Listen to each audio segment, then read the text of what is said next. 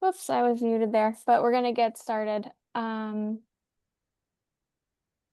Okay, good afternoon, everyone. Good Welcome afternoon. to today's training session presented to you by the Carroll Center for the Blind and hosted by Easter Seals, Massachusetts. This training is being funded through the Federal Assistive Technology Act. My name is Sarah Parker, and I'm the Program Manager of the Assistive Technology Regional Centers at Easter Seals, Massachusetts. The ATRCs hosted by Easter Seals are lending libraries of assistive technology. Easter Seals offers device demonstrations at 2 locations, Worcester and Boston. Both have an extensive lending library of assistive technology devices.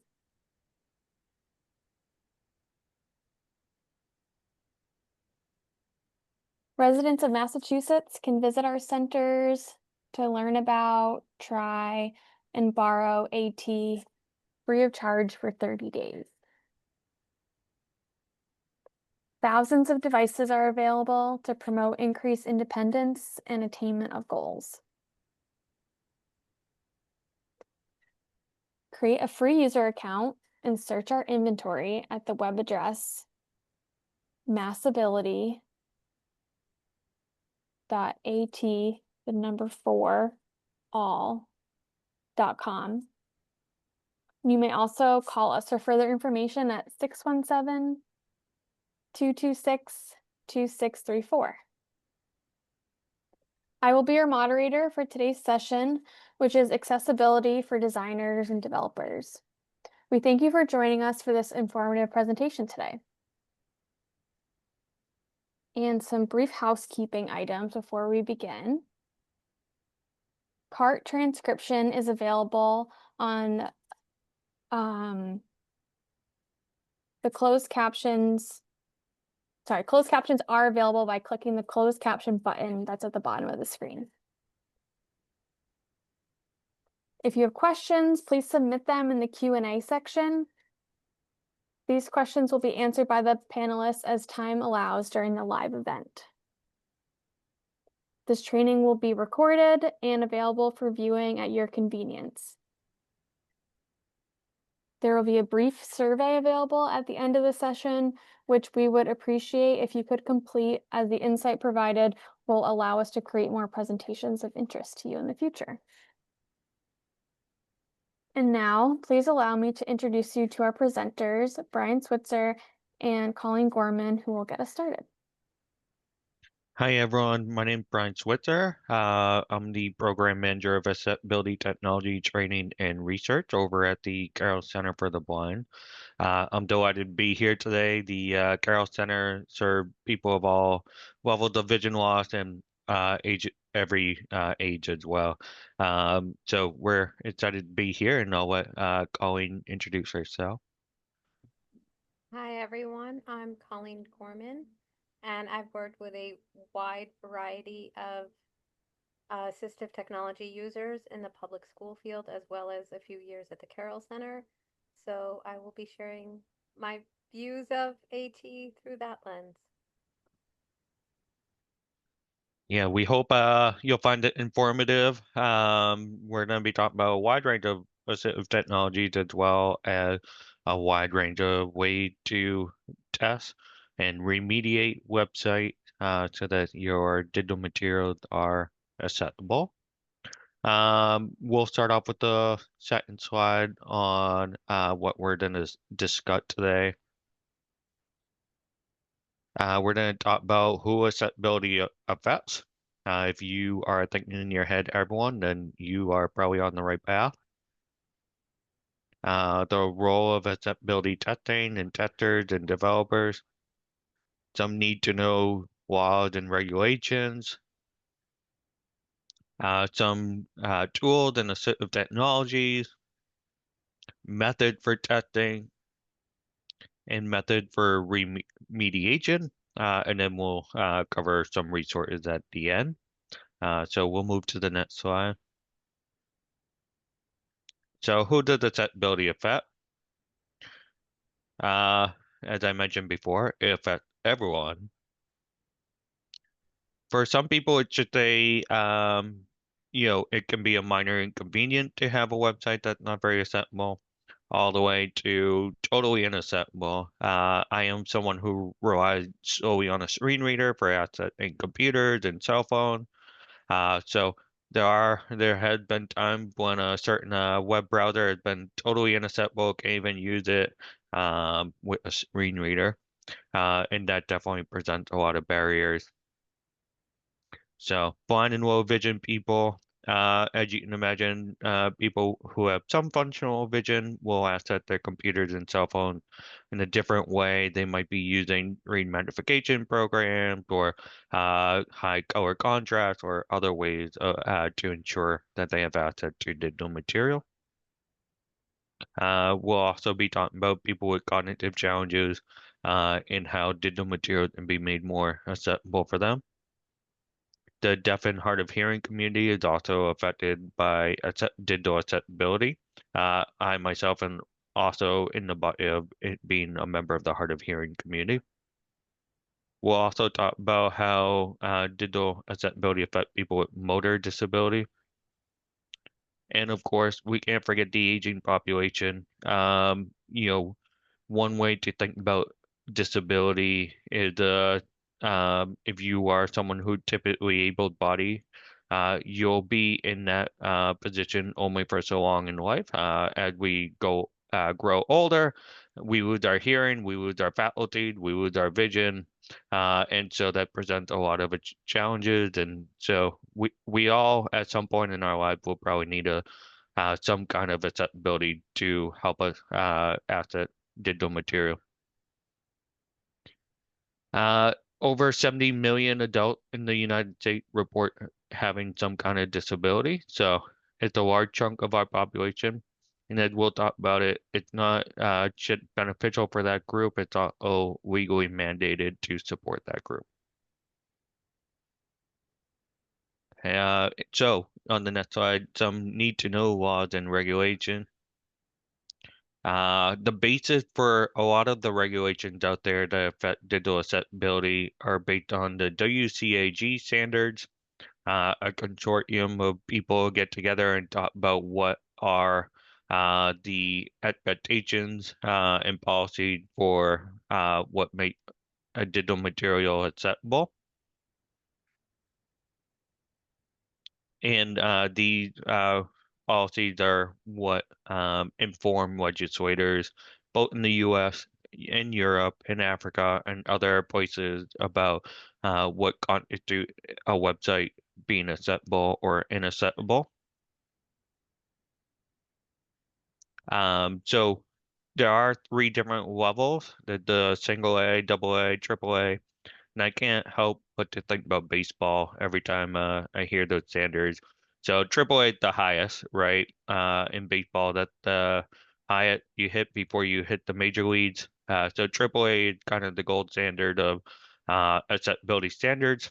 Some companies and organizations thrive for AAA, which is fantastic. But here in the US, you're not expected to meet the AAA standard, legally at least speaking. For Section 508, all federal programs are expected to meet the 2.0 single A to double A standard. So if you go online, you can pull up the 2.0 standard, and there'll be a whole listing of what counted single A and double A. So when you're thinking about your website and going through accessibility, you can use that to see where your website matches up, where or not you're meeting that standard. The American with Disabilities Act is another regulation in the U.S. that mandate that our digital materials be acceptable, and that's based on the 2.1 standard, double A. So all state and local electronic materials must be acceptable.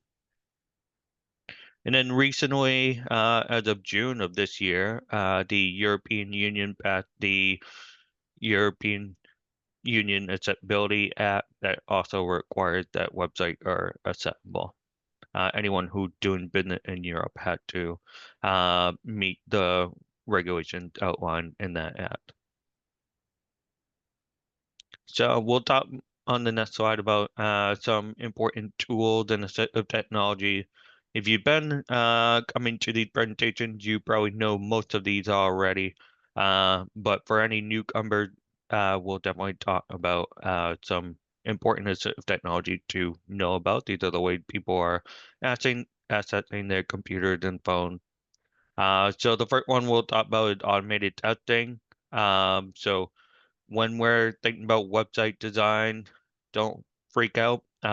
You can use free automated testing tool to assist you in testing your website. So even if you're not someone who's very experienced with testing website for accessibility, you do have help. You don't have to do it alone. Some other assistive technology out there. We talked about screen readers. Magnification program. So there are things like uh, zoom text, the zoom in, the built-in Windows zoom in feature on your iPhone. There are zoom features as well. If you've ever pinned into a photo to see your friend in the background, you're using magnification. There are also people out there that only use a keyboard rather than just a mouse. I happen to fall into that category. There are speech recognition programs. If you've ever dictated a text message on your phone, you've used speech recognition. And there's also eye gaze technology and switch devices with calling and talk more about later.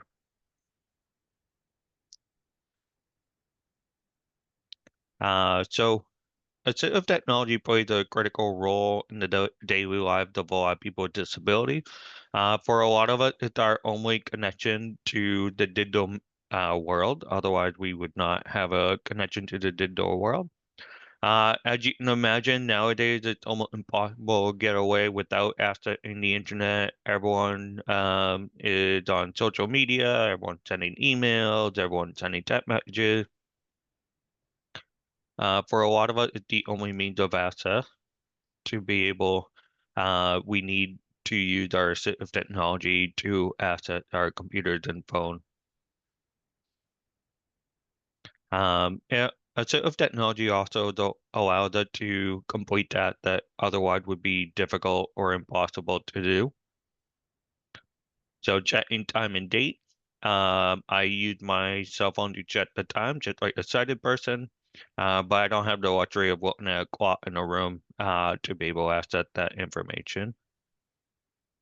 Writing notes and reminders. One of the things I love doing is having my chatbot take notes for me and then creating a to-do list and starting my workday like that.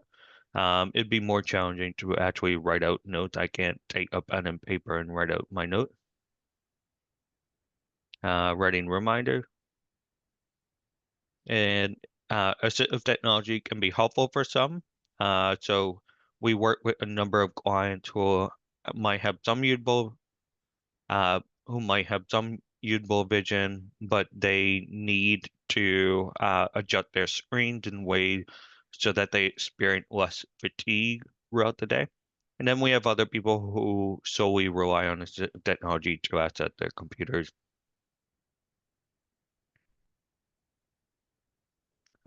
So we're going to talk a little bit about Screen Reader. That is a program used by a lot of blind and low vision people. It exists on more devices than you think. So we typically talk about screen readers on a computer. I'm using one on my computer to read my notes and be able to present today. But they also exist on my smartphone. If you have an iPhone, you can ask Siri to turn on VoiceOver, and all of a sudden, your phone will start reading aloud to you everything that's on the screen. And so that's a built-in screen reader that's on every single iPhone out there in the world. My Samsung TV has a mode called Voice View. I think it's through the Fire Stick, the Amazon Fire Stick. And that allowed me to access my smart TV.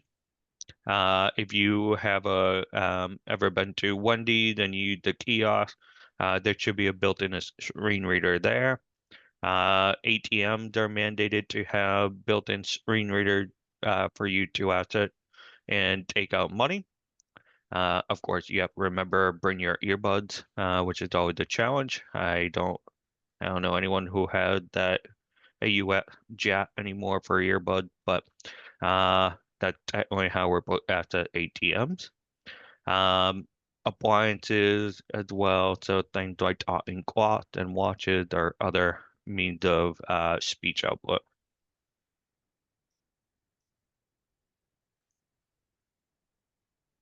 So with that, I'll turn it over to Colleen to talk about some barriers.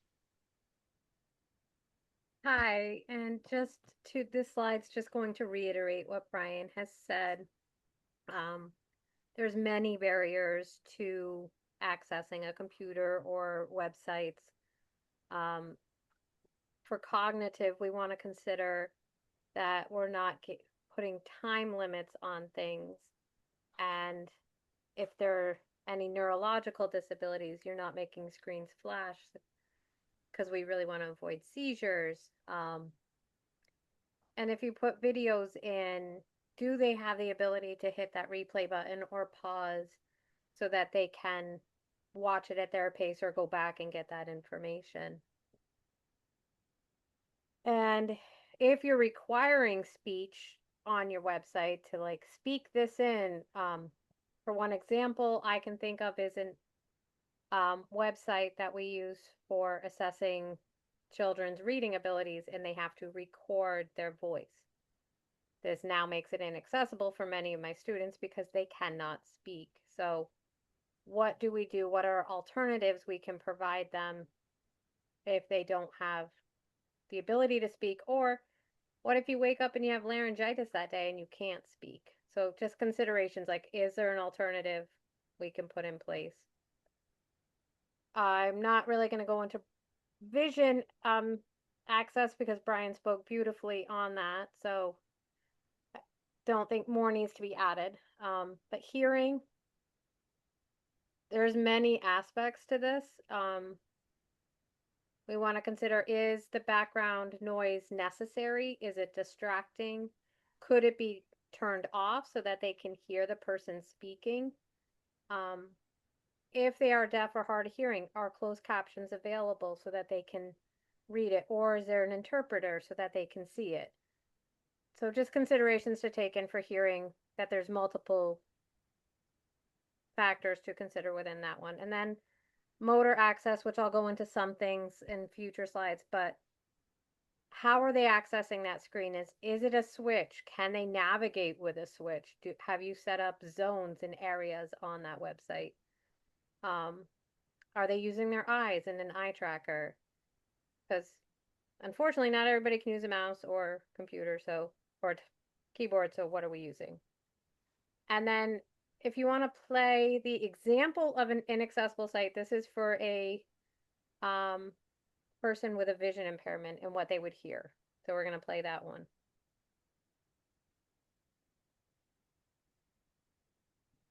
I think.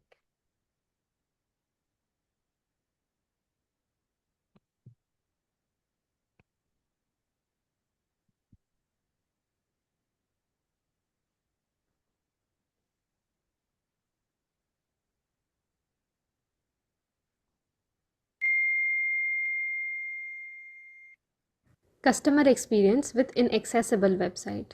Unlabeled graphic. So there is an image. It's telling me that it's an unlabeled graphic. So it's not telling me what this graphic is representing. Inaccessible web page. Have an account? Login. Edit blank. Now it's asking me to type a value here, but it's not speaking out the label corresponding to this input field. So I, as a screen reader user, don't know what I need to type here. Username password edit protected blank. In this case, it's saying both username and password as a label for this given field. So it's hard to know whether I need to type password here or username. Button. Button. So next time it's just saying button. It's not telling me what is the label for this button. And if I click this button, there is no feedback. But visually we can see that there is this message for password is wrong. Customer experience with accessible website. Graphics Rolex logo. So it's saying Surlex logo in the beginning. So it's telling me the label this time. Now this particular label has been associated while making this website accessible. So now Screen Reader is able to read it. Heading level 1 accessible web page. It's telling it as a heading. Earlier it was just reading it as a plain text.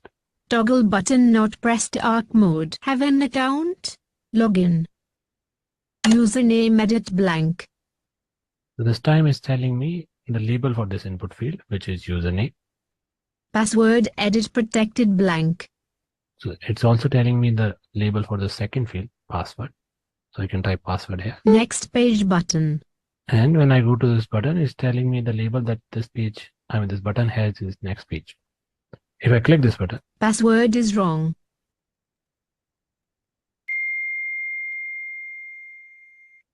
So that is an example of just the importance of making sure that if we put those buttons or fields within our websites, that we also associate a label with them. What are they? If we can see it, make sure we can also hear it, that it's described in there. And then if you have pictures or graphics, such as the label of the company, are we adding in that alt text? Let me check what the next slide is. Don't think I want to do.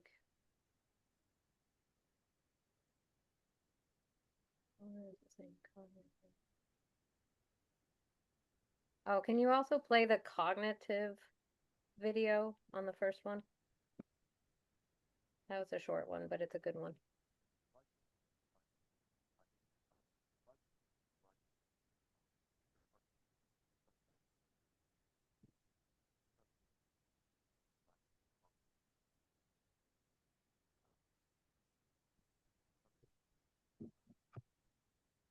Sorry, 1 second. I'll get that ready. Sorry.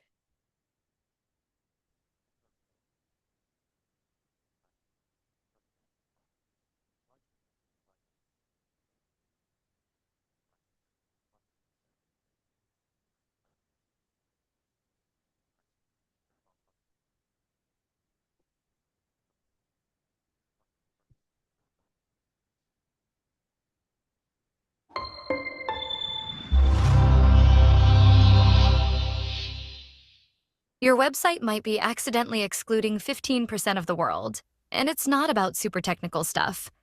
Imagine Sarah with ADH trying to fill out an online form. A flashy banner pops up, she loses focus, and poof, she's forgotten what she was even doing. This isn't a rare thing, it's a daily struggle for millions. Cognitive accessibility is a big deal. It's for people with ADHD, dyslexia, autism, memory issues, or different processing styles. They face real barriers from overwhelming interfaces, super confusing navigation, and text that's just too hard to get through.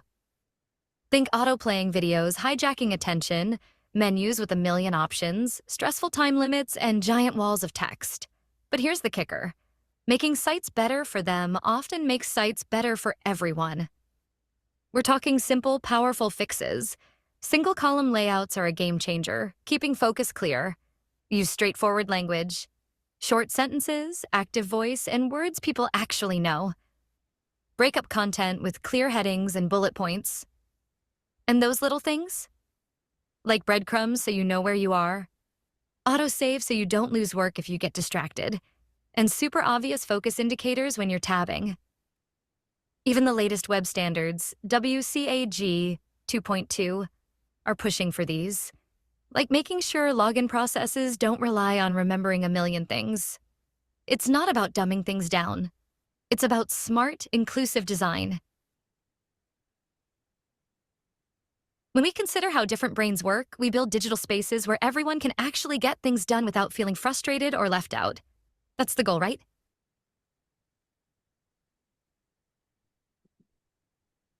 That was just a quick example of ways many websites become visually distracting for cognitive, visual users, so many things. So looking at the website as an overall whole picture definitely will help many of your users. I did talk last time, I'll briefly discuss, but I did talk last time about voice recognition and that. And this is, yes, you can talk to type out your papers, your sentences, but also your website, can you control your computer with your voice? Can you say open tab or navigate to the edit box? And I did find when I was on a certain website, I was just exhausted. I was fatigued. I wanted to dictate my answer. I had a lot to say, but there was no microphone option. I couldn't even get my computer to do the standard dictate. It would not allow it. So I found that very frustrating because then I had to type and I was just didn't want to do it that day. My brain was not in a mindset to do that. So looking at that, is it a possibility on the site? Would make it great for many users using your voice recognition. And there's a link here if you're interested in what it means. You can watch that later. Next slide. Visual accommodations. We did talk about this last time, but again, what colors are you using on your website? And are they adjustable? Can we change them? And I know you can change this with built-in features within your computer, within your phone. You can change your own backgrounds, but on certain things, it still doesn't change. I've come across websites that are just, it's locked on what they've done. But do you have the ability to change it? And I have found it helpful on websites that allow you to increase your font size or adjust your font size, your font type to a preferred font, one that might be easier to read. Can you zoom in on it? I've gotten to sites where I'm stuck and I try to zoom in and everything around the words gets bigger, but the words stay itty bitty. So that becomes frustrating to read or use. And then on the next slide, we're going to continue visual accommodations, but looking at what happens to your pictures when somebody uses invert contrast. So there are settings that we can check that box and say, don't invert my pictures. But if they hadn't done that, like, they look a little weird. So we also want to make sure that when you're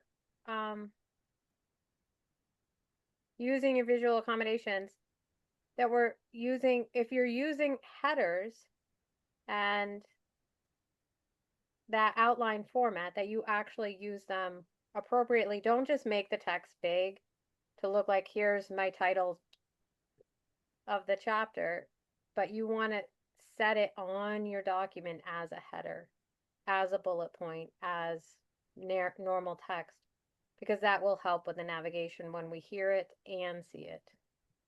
And then this is my favorite, contrast, that when you flip it to invert contrast, all pictures become negatives. And is there a setting to lock that so that you can still see the less creepy picture? And if you have questions, please throw them in chat. We'll be happy to address those. And I know I breezed through those. We did talk about those two last time. And then switch users.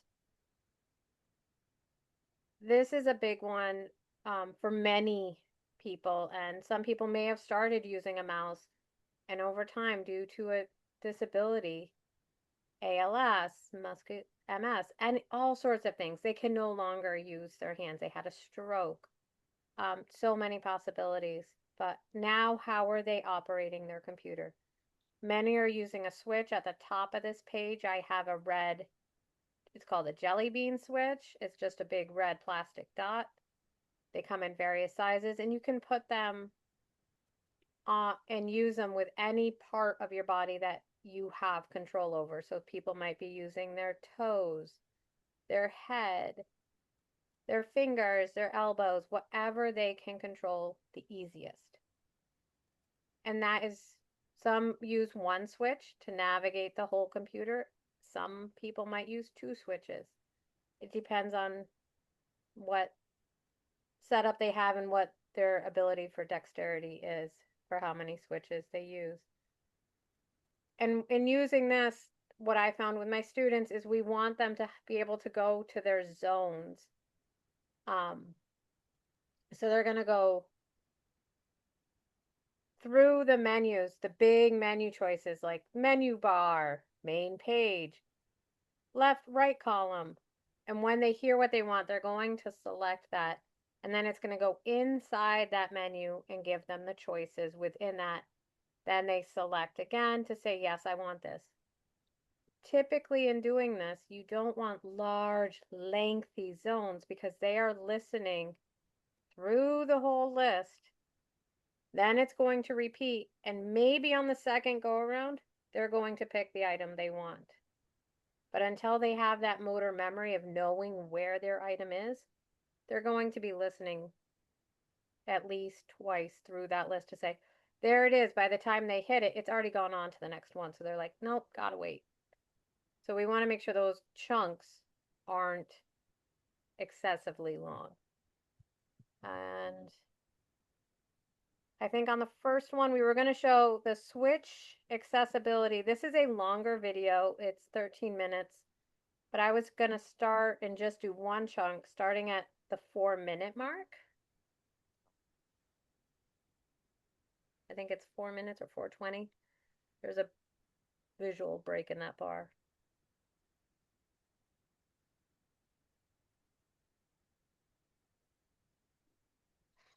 But this is showing somebody who's using a puff switch. So the switch is like a straw and they're blowing or air out or inhaling in to activate that switch.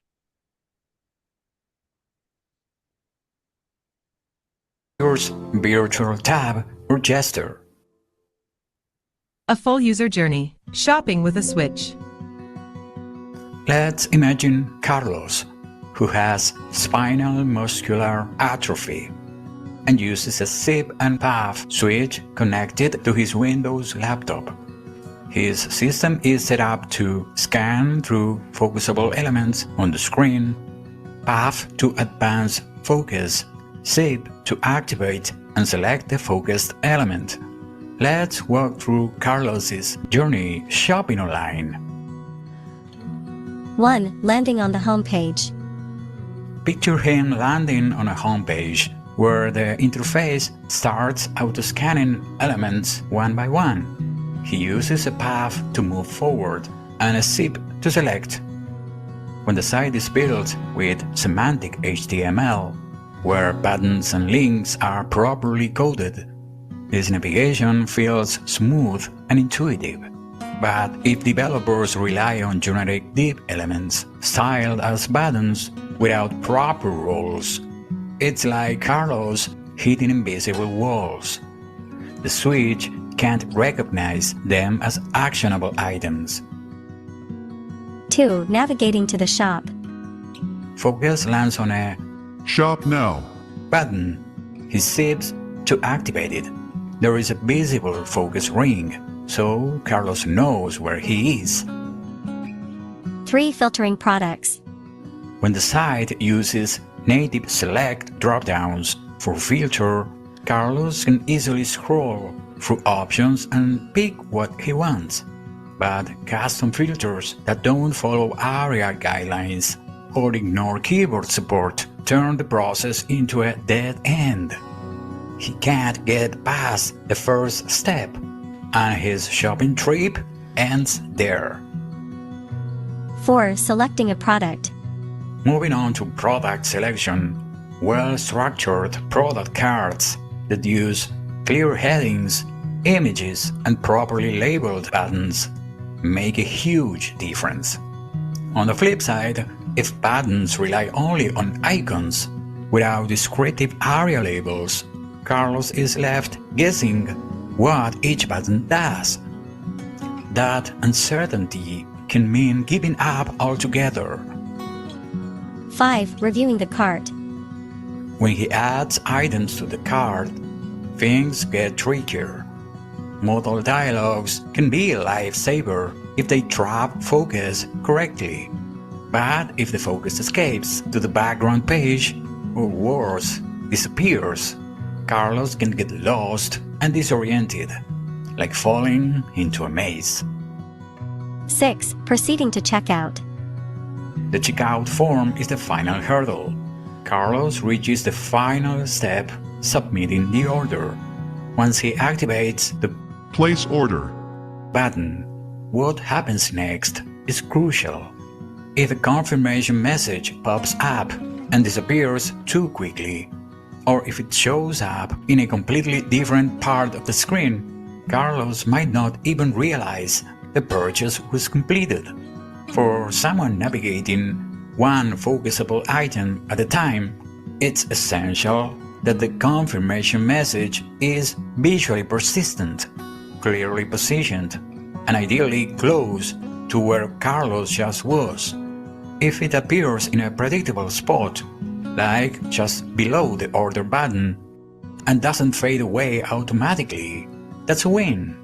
It gives Carlos confidence that the action succeeded, without needing to scan the entire interface again. How to test for switch accessibility. And we'll pause This- there. So that is just one example, but for all Switch users, it's the same frustrations of getting around the screen, the wait time, and the focus. And I'm sure, Brian, you would agree, if you're a screen reader and that confirmation that you paid comes up way down deeper in the page, you're not really going to be aware, right? So it's just that would have helped many users having that consistency there. And for those of you interested, we won't play it, but we also have a gentleman. I don't think I said I was going to play this one. I can't remember, Sarah, but the Switch for Android users. So how are you going to navigate on an Android? Did I say we were playing that one, Sarah? I can't remember.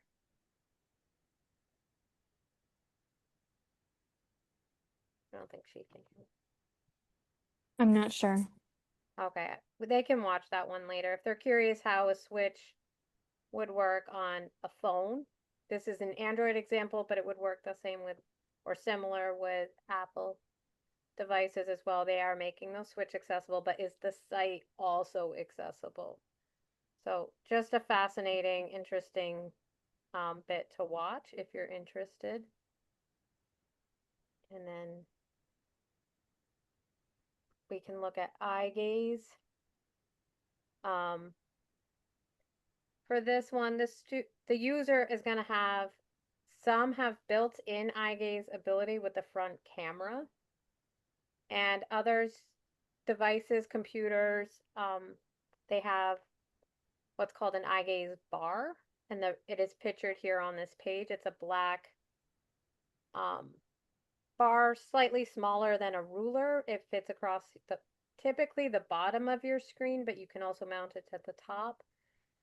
Depends on where your eyes work best. But it's going to track your eyes and then where they are in relation to the screen. What are you looking at? So it's almost using a bounce effect of like, what is your eye looking at?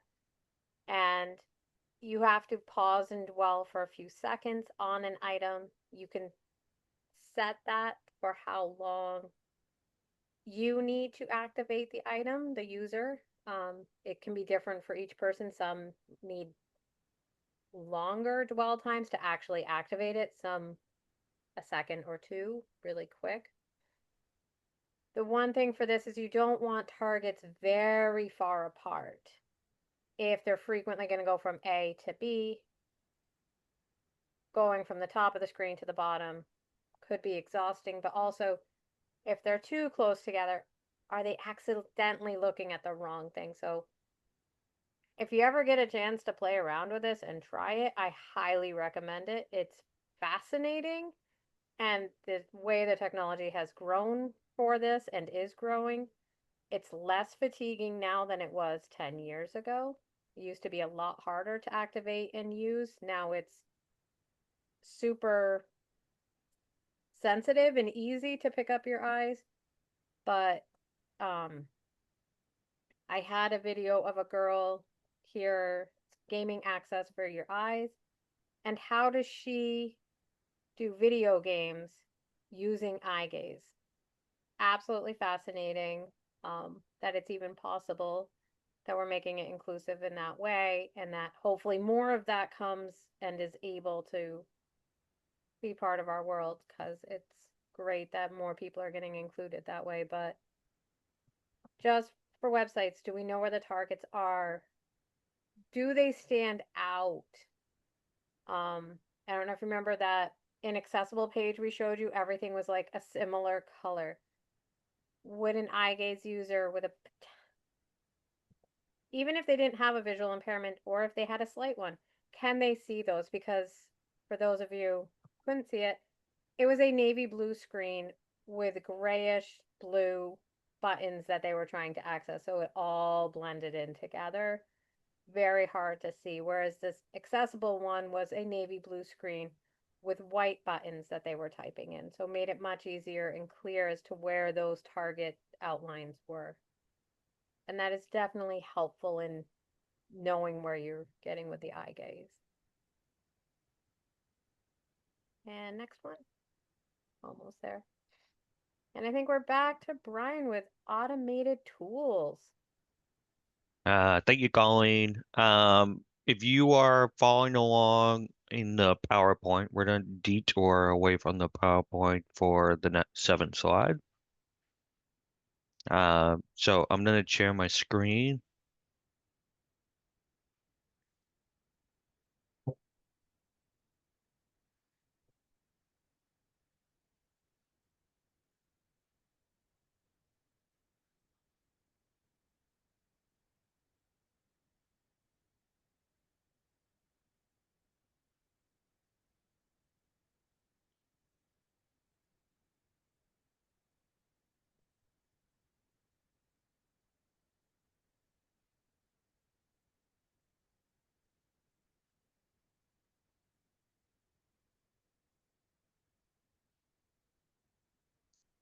Give me 1 second.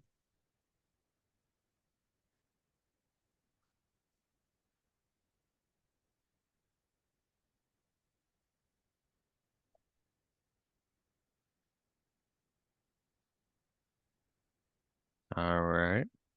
I'm not going to torture you guys by making you look into my screen reader, but I do have a screen reader running in the background for my own accessibility. So the next 7 slides have to do with testing. I want to make sure that we're as hands-on as possible. So we're going to go through the different kinds of testing. We're going to review 3 different kinds of testing, as well as some of the common remediation techniques. If you want to follow along, you're welcome to. The first part will be a little bit challenging to do on the fly because it requires that you download the Google Chrome extension called DevTools. So the first thing we're going to talk about is automated testing. There are a number of companies out there that offer automated testing tools. DevTools is a free one offered by Deque, but there are others out there.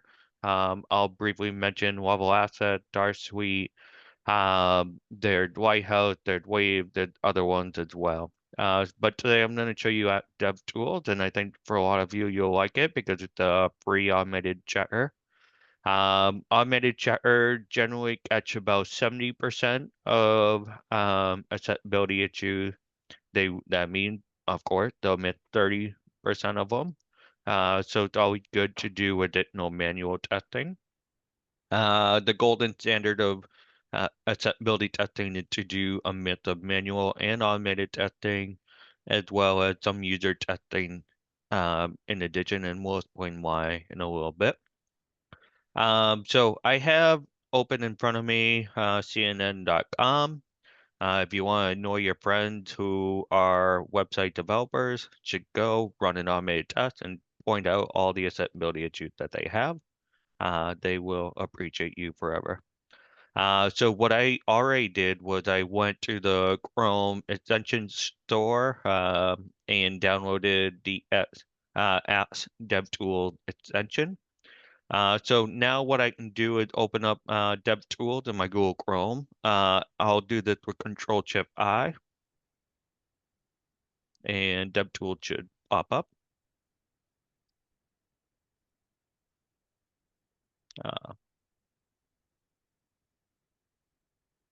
We're gonna close that.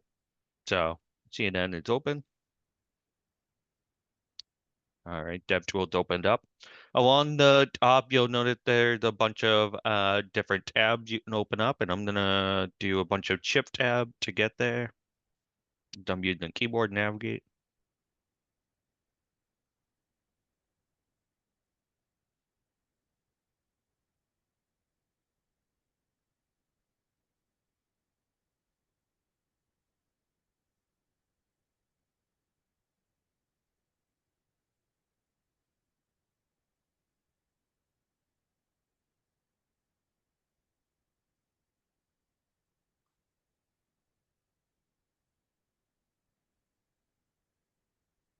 You might see me switching through the different tabs.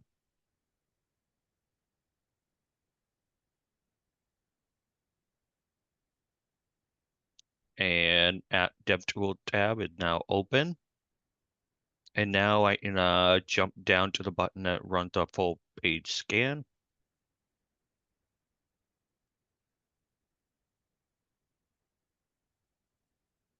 And tell me I can sign up for a pro account. We'll keep it just a free account.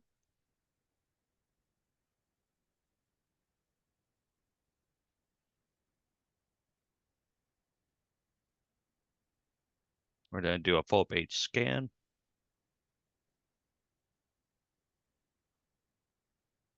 And now it gives you a full list of the different issues. Give you an overview. It categorizes every issue. So you can find out what each issue is. Now, if I wanted to analyze the issue, I can go through the different elements on the web page, do a Control-Shift-C, and analyze what the issue is. There's even links to Deque to kind of give you more background knowledge on what the issue is and why it's an issue.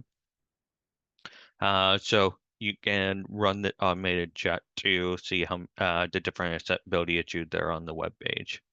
I mentioned that there's only just one tool in our toolbar for testing, so we're going to review manual testing. So for manual testing, what you'll do is you would go through the web page. Some of the things you want to try and look at and figure out, are you able to navigate through the web page using a keyboard? So as you tab through the different elements, they should be highlighted so that you can see them and move from each element to element. You want to make sure that the color contrast is high so that people can clearly see your website. You want to make sure that the different elements on the web page are properly labeled. So headings are headings and buttons are buttons and etc. So I'll show you, and you're probably wondering, well, how do I figure out what the right color contrast is?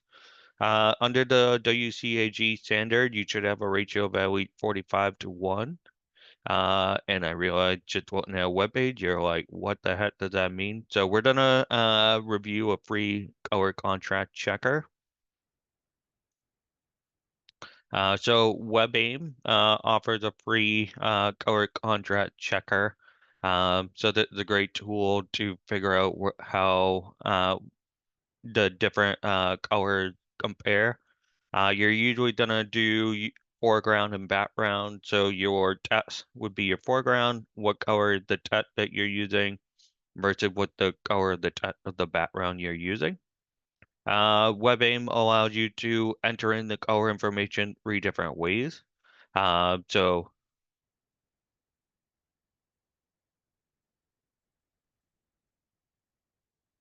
if you know the value, you can enter that in, that the color code assigned to different colors. If you want, there's a drop down color picker. So that would not be so great for me. I would probably use the het value that I can pull from the website and just input. But for people with regular sight, you can do the drop down and kind of compare and eyeball it. You can do a D alpha number. So I'm gonna do the color picker.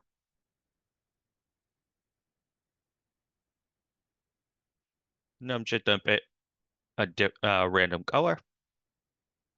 Now I'm gonna move to the background.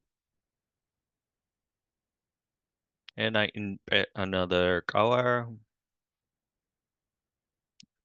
And we can pick a random color and we can see what the contrast is like.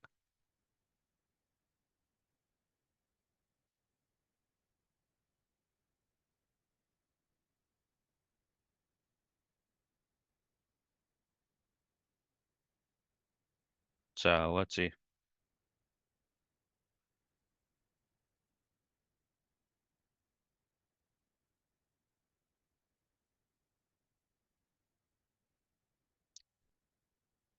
So our contrast ratio is 7.11:1. So that's not above our 45:1 ratio. So we did not meet the standard. Bummer. But so you as the website designer can play around with the colors and try and get that contrast up higher. As I mentioned before, that normal WCAG AA. Oh, I get we passed the double A standard and triple A standard. But yeah, you can play around with the colors and try and get that contrast to be a little bit higher. We're gonna move to this other website.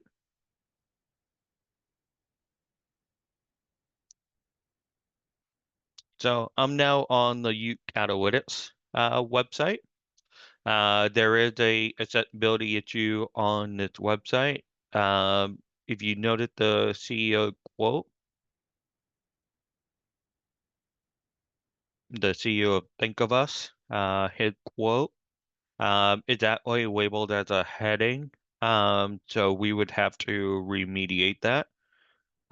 So I mentioned before, you can remediate a website by changing around the color contrast and making sure that it meets the standard. You can also change around the labeling. So this heading that a quote should actually not be labeled as a heading. So if you go through the semantic HTML code, you get rid of the label that said that it's a heading. The best way to remediate most websites is through the semantic HTML and making sure that the labels are properly labeled and you're using the proper HTML technique to code everything. That video earlier that Colleen was showing, they were talking about ARIA labels. And this is a workaround. So if you are unable to fix it through the semantic HTML label, you can use ARIA labels that stand for Accessibility Rich Internet Application. And so you're able to change around the coding that way. If you've ever seen the moving carousels or the pop-up modals, the kind of really dynamic way that people are using websites. You've probably seen a carousel, and I'm probably using language that might be a little difficult. Carousel when you see the images kind of rotate in a circle, and so it keeps on rotating between image and image and image. Those are really difficult to label using HTML, semantic HTML. So a lot of times you can use a workaround by using an ARIA label for the kind of thing. It's always preferred that you use the semantic HTML label when editing a web page.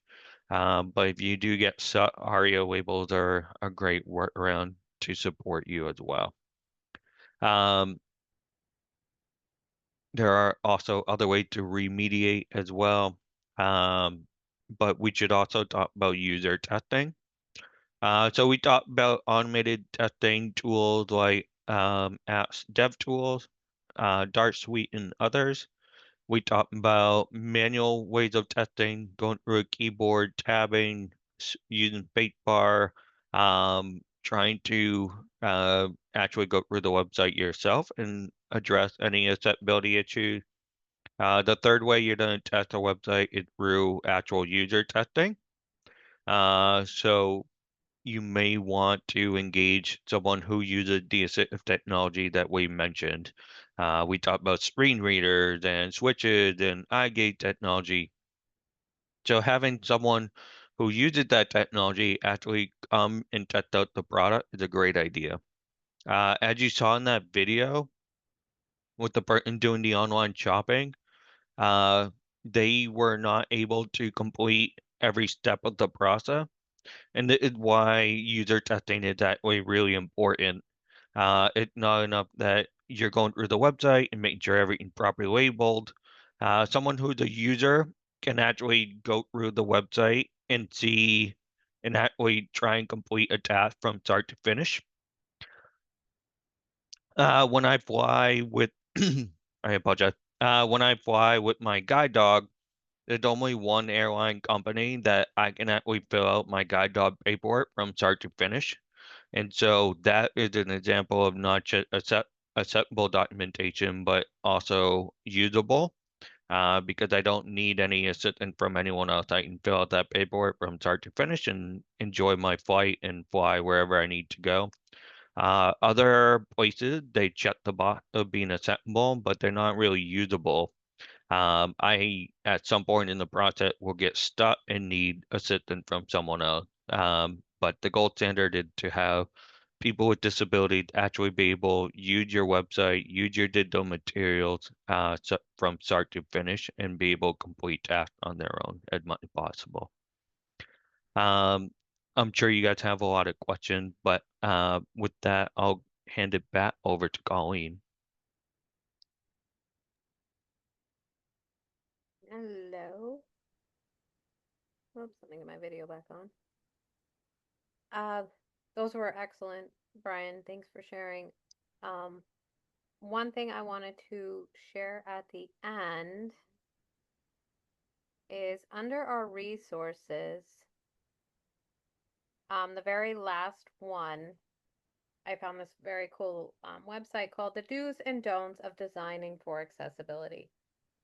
And Sarah, I don't know if you had that one open, but it gives, if we scroll partway down, it does list these out so a screen reader can also read them, but these posters here are of designing a site for a user on the autism spectrum, for screen readers, for low vision, physically or motor disabled, deaf or hard of hearing, and then designing for dyslexics. And it gives you, I won't read them all. One, it's too small for me to see, but two, it does list these here on the posters. Also lower down, it lists each one out so that a screen reader can see them. There it is right there. What does it say on the posters? Designing for autism spectrum, such as use simple colors, write in plain English, Make simple sentences and bullets. This works for many people besides autism spectrum, but also things not to do, things that might be more distracting. Bright color, contrasting colors. Don't use figurative speech or idioms. Create a wall of text. Make buttons vague or unpredictable. For example, click here. What's here? What does it do? Why? Why do you want me to click here? So I thought for this presentation, this would be a great resource because the link's there in your slides that you're getting, to dig through if you're curious or wondering, like, how can I support this population of people better? This is a nice tool to get started. Other than that, anybody have any questions for us?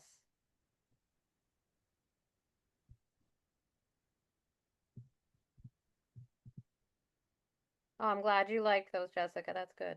Glad they were helpful. Yeah, if there's any questions, feel free to add them in the chat or in the Q&A.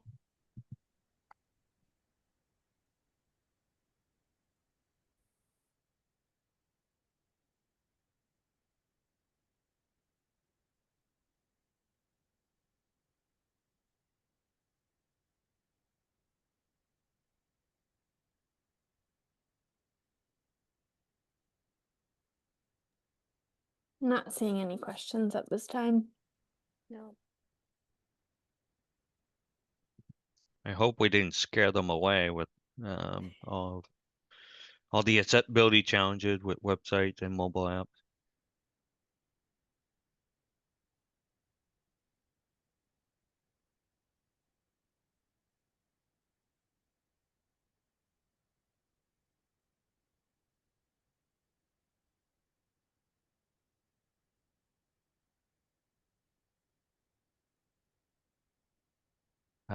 Well, even if people don't have questions, I hope you at least go home, play around with some of the free tools that are out there for automated testing, the color contrast checkers, and some of the other tools we've mentioned today. I hope you'll go home and try those out.